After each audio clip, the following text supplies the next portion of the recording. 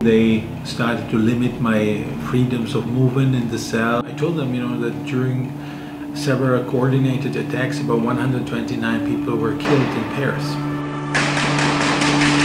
They started to shout Allahu Akbar for several minutes. They started to call me that I was a filthy pig. I was just like a slave there. You are a Christian, right? So what are you doing here? And they were hitting me on my head, on my shoulder, on my fingers, or kicking me in my stomach with this stick. They also saw that I had my wedding ring on my finger. And they said, if you don't give it this, we will kill you. There was also a Libyan guy who served as a personal guard of Osama bin Laden in Tora Bora. He was also one of those killers who slaughtered the 20 Egyptian Christians on the Libyan seashore. He was showing the other Islamists how he can kill a person within a few seconds with this fishing string. We will ask you to wire $5,000 US. So they said Daesh needs money. On the next day, there was this day when they wanted to do the waterboarding on me. I had bruises on my body also from the beatings, especially on my back, because they were also kicking me with their legs with shoes. You really start to think, am I going to be crazy? That's the worst torture that you can experience in prison.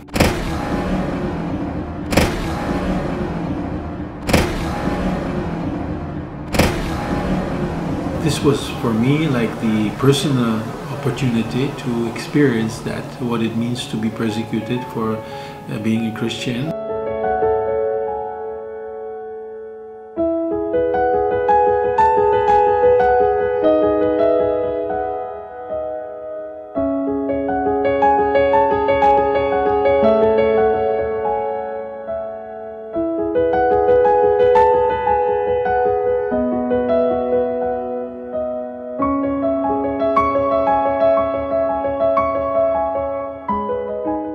Basically, I came only to report several persecution cases, including the burnt student. I decided to help him based on the interview, based on the facts that I saw, based on the conditions that he was in, and that was my spontaneous decision. They never asked me for any money in advance. They only presented his case at the conference, and I knew that he needed more money, but to what extent I had to find out myself.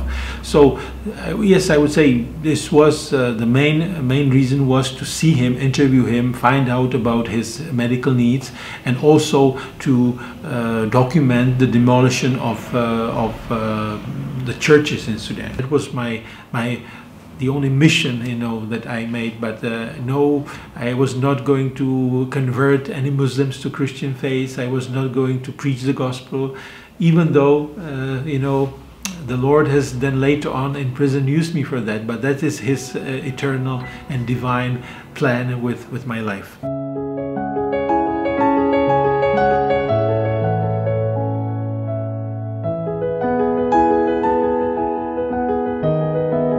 It was my first time ever in prison. I've never been in prison in my country. I've never been arrested in any other country. And while I just picked up the 3 boarding passes and wanted to go to the passport control, then the security officer tapped my shoulder from behind, and it was a broken English. He said that he's from the Sudanese security, that I'm supposed to follow him. They started to show me pictures of all my meetings wherever I went. I realized that they were following me on every step when I was in Sudan, and so basically then they asked me to give them my laptop, camera, phone. They brought me from the airport directly to the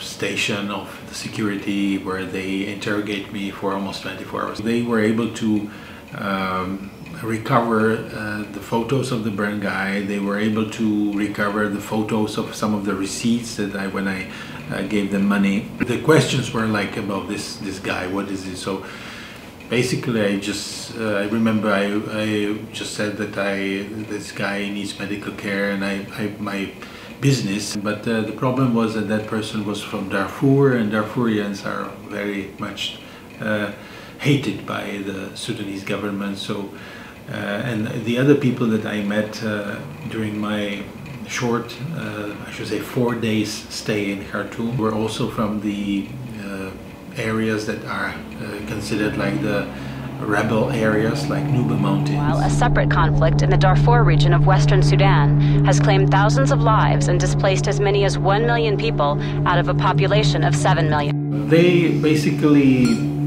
were trying to find out, about the conference that I took part at in October 2015 in Addis Ababa, which was a conference about Sudan. But they knew more about this conference and they had all the details about the participants from their own source.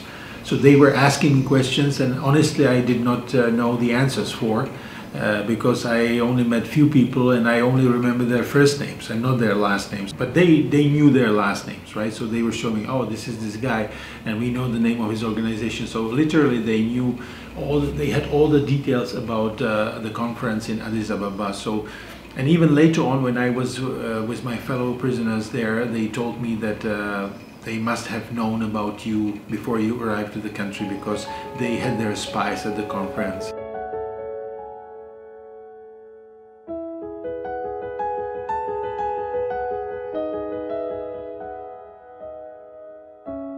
We drove to another place at night. We only saw the armed soldiers or armed personnel without uniforms. Actually, it was security officers guarding the building with machine guns. They started to ask questions. They asked questions about my family, about my birthplace, where I studied primary school, where I studied secondary school, all kinds of questions. They took me to the cell, and then they opened the doors, and they immediately woke up the other 6 people that were already sleeping in the small cell. The cell is normally designed for 1 person. There is 1 metal bed, 1 table, 1 chair, but there's a kind of adjacent toilet. There was no place for me to sleep. The whole floor was covered with people, so they just squeezed a little bit and say, this is your place. So there was one guy who spoke some English, so he said, let's just lay down and cover with your clothes, because I had no blanket. After 1 week in Omdurman, they transferred us to Al Huda prison, which we were not supposed to be there. That's a prison where people are already sentenced, after they are sentenced, and this is a huge prison where the capacity, I think it's almost 10,000 people. It was a bit shocking experience. You see the real prison now, that you might have seen in various movies. There were murderers, rapers, kidnappers, drug dealers, and that was a big shock.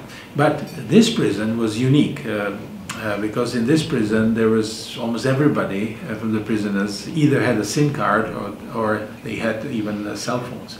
So it was an amazing change from not being able to communicate with the family. Suddenly I was able to make a phone call home. When I had this chance to talk to my wife after not being able to do that for 8 months, I remember I just said, it's me, Peter.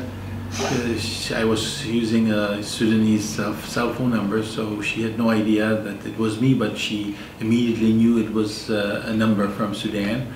And so there was a moment of silence on the other side. I think she could not believe it at first, and then I said that, I remember I saying they have transferred us to a different prison, and there is a new possibility appeared for me to make a phone call. So I'm just letting you know that I'm all right, I'm healthy, and we are all together. We can encourage each other with our brothers there. And then, I was more like eager to find out what's new at home, because it was at that time when I knew that during the time when I was in prison, my father passed away, which I heard from the security about 1 month and 1 week later.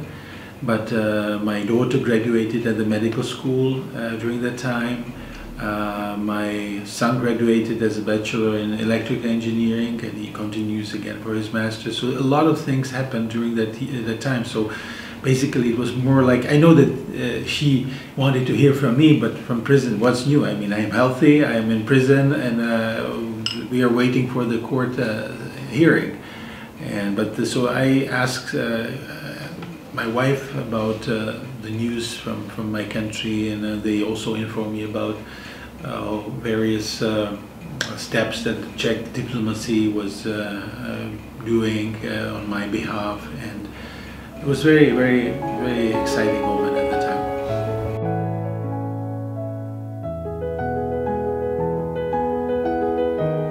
I would say each cell had some Islamists, so there was no way to be in this prison and not to come into this direct contact with the Islamists. They asked me what's new in Europe, what's new in the world, because when you are in prison, you have in the first prison you have absolutely no chance to find out anything about the news from the world. So I told them, because it was December 10th, December 11th when I came to the cell already, so I still had fresh in my memory the terrorist attacks from Paris from November 13th, 2015.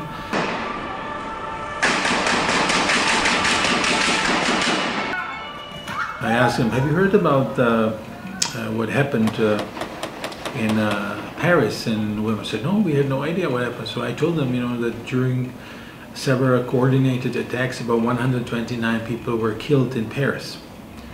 And when I said that, immediately they stopped asking me any question. They started to shout Allahu Akbar for several minutes. So I realized that what kind of company I was now at. And then I stopped telling them any more news. Because gradually they started to limit my freedoms of movement in the cell. When at first I was supposed to stand behind them, then they decided during their prayer time I was supposed to come to the toilet, and then later on they said, when we are praying you have to face the toilet sink. So they gradually limited my freedoms, and the worst situation started when there was another guy who seemed to be like the head of the weapon smugglers gang that is supplying guns for Islamists in Europe, and he decided himself, this is what I figured out later on, that he wanted to be with me in the cell just to find out about me. At first he seemed to be friendly to me, because he wanted information from me about me, and this guy appeared the worst one then, and he orchestrated all the other, they started to call me that I was a filthy pig or filthy rat. They even limited my movement, and they started to put me into one place, into the corner, where I was supposed to either sit with the crossed legs, which was very painful for me, by the way, or to stand for hours in one place. And then they started to they told me to do all the dishes, to wash all the dishes. Then not only that, they also told me to wash their underwear. I was just like a slave there. They planned to do even more torture on me, and they wanted to interrogate me, like the Islamists. What is your purpose? You are a Christian, right? So what are you doing here? So, and I had to sit in front of them on my knees, and then they kept asking me questions, and if they didn't like the answer, so they had a wooden stick that was the holder of kind of a sweeper there that they unscrewed, and they were hitting me on my head, on my shoulder, on my fingers, or kicking me in my stomach with this stick whenever they didn't like my answer. They also saw that I had my wedding ring on my finger. They said, oh, you have your wedding ring. You will give it to us. You will give it to us as a jizya. Jizya is a Muslim tax for a non-Muslim population. And they say, if you don't give it this, we will kill you, right? So, and they started, by the way, there was also a Libyan guy who when he was 12 years old, he served as a personal guard of Osama bin Laden in Tora Bora. And this guy was also, which I later on heard from the other fellow prisoners, that he was also one of those killers who slaughtered the 20 Egyptian Christians and 1 Ugandan Christians on the Libyan seashore. He was one of them. He was showing and boasting to other fellow prisoners that he took out a fishing string from his pocket, which is absolutely unnoticeable by the guards, and he was showing the other Islamists how he can kill a person within few seconds with this fishing string. And so he said, "You give us this ring. If you don't give us, so we will kill you." I said, "Okay." I took off my wedding ring, gave it to them, and they said, "Oh, we will give it back to you when you're released. Give us your email address." So I gave them my email address, and I said, "But we will sell it to you." Because ISIS, or they call themselves Daesh there, so they said Daesh needs money. So we will ask you to wire $5,000 US, and we will give you your wedding ring back. So they took it from me, and then on the next day, there was this day when they wanted to do the waterboarding on me. One of the guards who did not cooperate with the Islamists, whom they hated because they called him a mean guard, he went and passed the cell, and we knew that he was also listening. Many times he was listening to the sounds from the cell, what was going on, and he noticed that they are going to do something bad to me. So immediately he opened the cell and he asked me to take all my stuff with me and leave the cell. So they were all shocked, because they wanted to do the waterboarding on me. I even had the unfinished laundry for their underwear that I was supposed to wash. And so they took me, the guard took me off of this cell completely, and they put me to another cell where there were 2 other fellow prisoners, very nice guys, who immediately shared the food. Because at that time I had bruises on my body also from the beatings, especially on my back, because they were also kicking me with their legs with shoes. I was kind of struggling to keep my mind sound, because you can easily get mad from this situation. Not only the 5 times prayers and you have always be sitting and facing the toilet sink, but also there was like 2, 3, 4 people sometimes reading Quran out loud, and then you have this in limited space and you are all limited and hear all this. It's a moment when you really start to think, am I going to keep my mind sound, or am I going to be crazy? This is not mainly the physical torture, physical beatings that is the one that brings you down, but the mental torture when you are losing your mind and you think that you are becoming crazy. That's the worst torture that you can experience in prison. I've been dealing with the persecuted church for the last more than 15 years, right? Maybe 20 years. I was always encouraging others when they go through persecution to put their faith in God and to be very strong. And this was for me like the personal opportunity to experience that, what it means to be persecuted for being a Christian. When I was beaten up, for me, I was kind of feeling like what Apostle Paul is writing into the Epistle to the Philippians 1:29, where he's saying that to you it has been granted not only to believe in God, but also to suffer for His sake. So in one sense, and we know from many passages from New Testament that the Lord Jesus was preparing His disciples and His followers that they will be persecuted. When you are going through this personally, and you are making this experience, I have to say that I felt like this is the real honor to be to suffer, this persecution for Christ's sake. So, and I think this is also the moment when you feel that it is not out of your strength, it is just a kind of supernatural strength that you're receiving from above, that you can go through this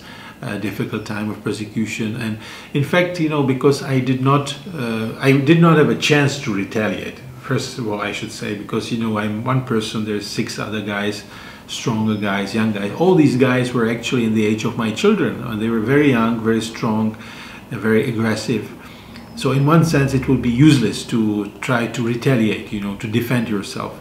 And so I was not. And the fact that I was not defending myself, and that I was just, maybe I could say, following the Christ saying, if someone strikes you on the right cheek, turn the left cheek to him.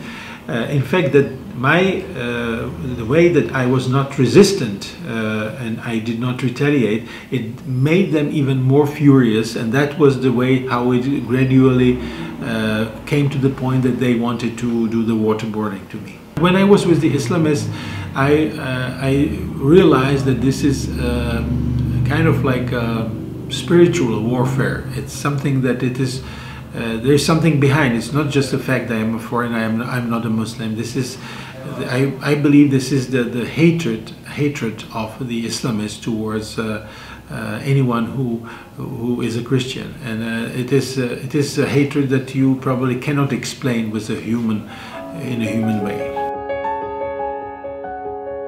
When I did not have a chance to read the Bible, it was for the first 4 months of my imprisonment. I would say that my prayer life has become much deeper than before. You know, I remember when I was on the solitary confinement and I had the whole day for myself, I could pray. I remember there were days that I did not stop to pray from the very morning till from the dawn to dusk. So maybe 15 hours of praying. I mean, normally I would say it is not possible, but when you are in prison and in a small room, maybe 2 meters times 4 meters, and you have nothing to do, definitely your prayer life will become much deeper than before. I read it through within 3 weeks. Just I was so hungry, and it was so nice always to open the passage that the Holy Spirit reminded me when I was not having the Bible, and finally I found this place. So, and reading it, the exact quotation of that verse was always very encouraging whenever I found. And I started to memorize the many verses that spoke to me personally, because I was not sure how long I will be allowed to have the Bible. Maybe when they will transfer me to another prison, they will take it away from me. So I deliberately started to memorize many verses from the Bible, just in case I will not be able to continue to have my Bible with me. I remember the time when I was still with the Islamists, and I was kind of thinking, okay, this is to suffer for Christ is a privilege, but I was like, you know, deep inside myself, I was saying, no, Lord, I don't want this privilege to be suffered. But when I spent several months in prison, and I started to realize that the Lord wants to me to share the gospel with my fellow prisoners. Especially it became obvious when we came to Al-Huda prison, and there was a prison chapel, and suddenly I realized, okay, the time that you spent, I spoke to myself, the time you spent with your Bible, with your first in your prayers, then the time spent with your Bible, now is the time that you should use all your experiences and share it with others. So this was very obvious to me that this was all heavenly arranged for me. I was released from prison. It was February 23rd, and then 3 guys from security who still had their guns underneath their shirts, they came and they said that the president issued pardon me, and that I am now a free man. At first I had to go to the salon, you know, to get shaved, and my hair, my beard, and they said that they will take me to the sauna, you know, so that I will refresh myself. And so they took me, they shaved they would not let me go like you saw my photos. And then they put me in another chair, and I received like 3 face masks. You know, I've never experienced that. So they wanted to improve my look. I saw this Czech government airplane with the Czech flag and the Czech badge on it. I realized, I started to really hope that this time maybe I will really be going home. And so after the 6 hours flight from Sudan to Prague, we landed in the military airport because we arrived with the government airplane. with the Minister of Foreign Affairs. Then there was a press conference. My family was not able to see me. They were not allowed to come to the airport. They were told to go directly to the military hospital, where I was supposed to spend maybe 2-3 weeks in quarantine. It was first, you know, when you saw each other, it's the first moment of the final kind of like you look how people have changed, you know, after almost 15 months since we have seen each other.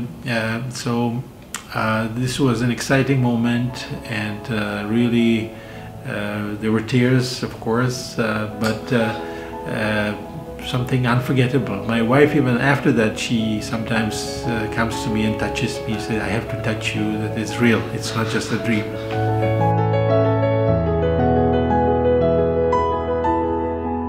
I would like to say that even though I had been released more than months ago, my heart is still in Sudan. My heart is still with those who are two people who are still there: Hassan Kodi and Abdulmonem Abdulmawla, who are still waiting for the appeal court. And I'm in touch with many politicians from the European Parliament, from our Parliament, from our government, even from the US government and US Congress.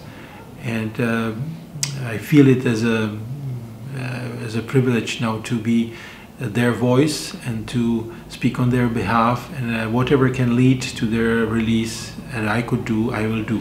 Even though as Christians we trusted God that He is in control, He is the one who has the last word, and He in fact is the one who has the keys from the cells, and He is not now even from Hassan and Abdulmonem.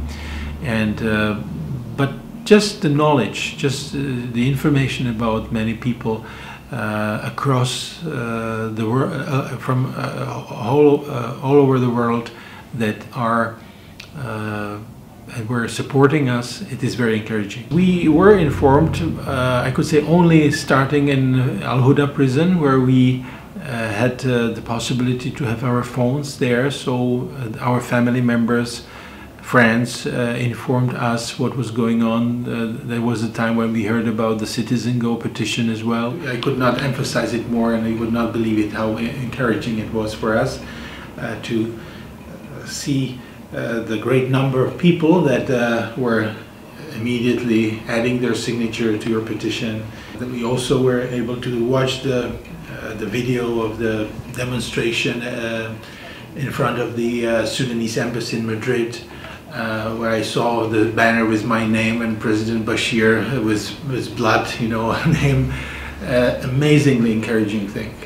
I mean, it is. You have to be in prison to emphasize, to really experience and to appreciate how encouraging it is to know that people are speaking on your behalf, people that you have never met before, people that you probably will never meet again, maybe many of them, but just that they felt important to come in front of the embassy and just to shout for my release. So this was extremely encouraging. So big thank you to all the people that were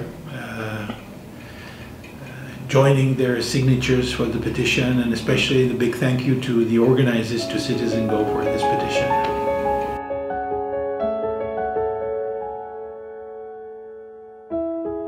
And we still trust the Lord. We know that He's in control, but based on my personal experience, I feel it is extremely important as we, as Christians, as we as human rights defenders, whether people are believers or not, it is extremely important to emphasize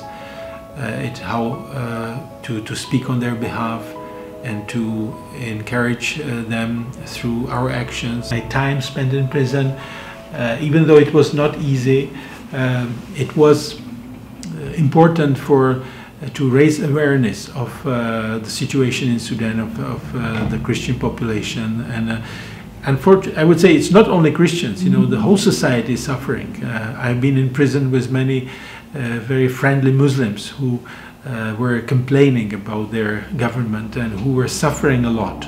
Sudanese President Omar al-Bashir, who was indicted by the ICC over war crimes and crimes against humanity, has had a warrant of arrest hanging over his head for the past 6 years.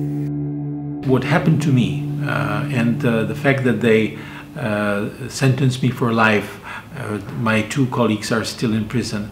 The Sudanese authorities are sending a signal to two groups. One of them is the local Christians, local human rights activists. If you will meet with the foreigners, if you will cooperate with them, you will end up in prison like Hassan, Kodi, Abdulmawla.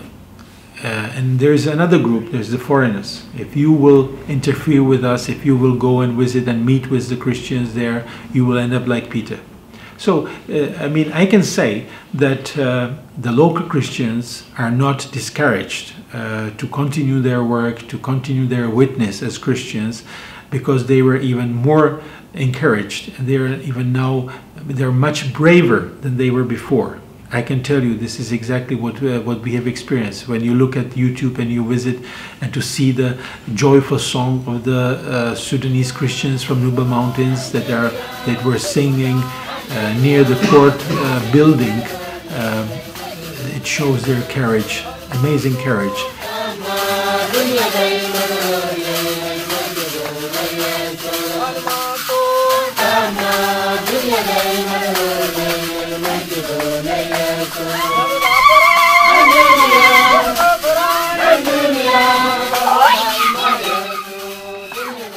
The situation in Sudan is getting worse, and it's much stricter and more persecution coming on the Sudanese Christians. So that's why we still need to be in touch with them. We need to monitor the situation, and we need to speak on their behalf as much as we can.